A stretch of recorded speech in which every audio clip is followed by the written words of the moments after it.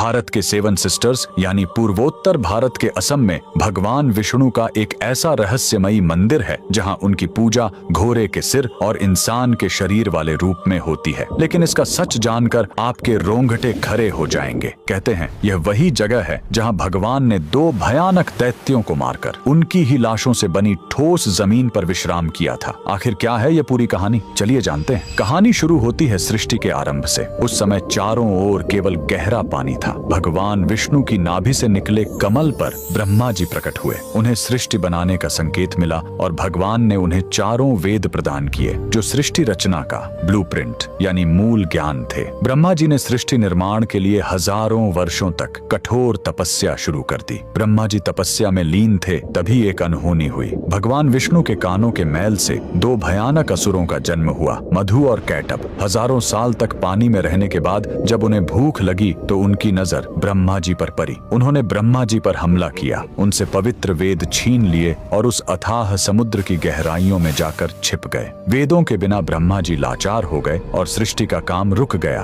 ब्रह्मा जी घबराकर विष्णु जी की शरण में गए, लेकिन समस्या बहुत बड़ी थी। मधु और कैटभ ने तपस्या करके देवी महाशक्ति से इच्छा मृत्यु का वरदान पा लिया था, यानी वे अपनी मर्जी के बिना मर नहीं सकते थे। तब वेदों को वापस लाने के लिए विष्णु जी ने हयग्रीव अवतार लिया। उन्होंने घोड़े का सिर इसलिए चुना ताकि उसकी तीक्ष्ण बुद्धि और सूंघने की शक्ति से वे समुद्र के उस घने अंधेरे में भी वेदों को खोज सके। भगवान हयग्रीव पानी के भीतर गए और असुरों से हजारों साल तक युद्ध किया, लेकिन वरदान के कारण वे मर ही नहीं रहे थे। अंत में भगवान ने अपनी माया से उन्हें मोहित किया और पूछा कि तुम्हारी मृत्यु कैसे होगी। असुरों ने अहंकार में शर्त रखी, हमें वहां मारो जहां पानी न हो, एकदम सूखी जगह। पूरी दुनिया में तो पानी ही पानी था। तब भगवान ने अपना विराट रूप धारण किया, अपनी विशाल जांघों को पानी से ऊपर उठाया और कहा, मेरी जांघें सूखी हैं, और वहीं उन दोनों का वध कर दिया। मरने के बाद उन विशालकाय दैत्यों के शरीर से जो भारी मेद यानी चर्बी निकली वो जम गई और उसी से यह ठोस धरती बनी। इसीलिए पृथ्वी को मेदिनी कहते हैं। युद्ध के बाद थके हुए भगवान हयग्रीव ने इसी नई बनी जमीन पर असम के मणिकूट पर्वत पर विश्राम किया। उन्होंने वेद ब्रह्मा जी को लौटाए और ज्ञान की पुनः स्थापना की। इसीलिए हयग्रीव भगवान को आज भी बुद्धि और तर्क का देवता माना जाता है। कमेंट में जय श्री हरि जरूर लिखें।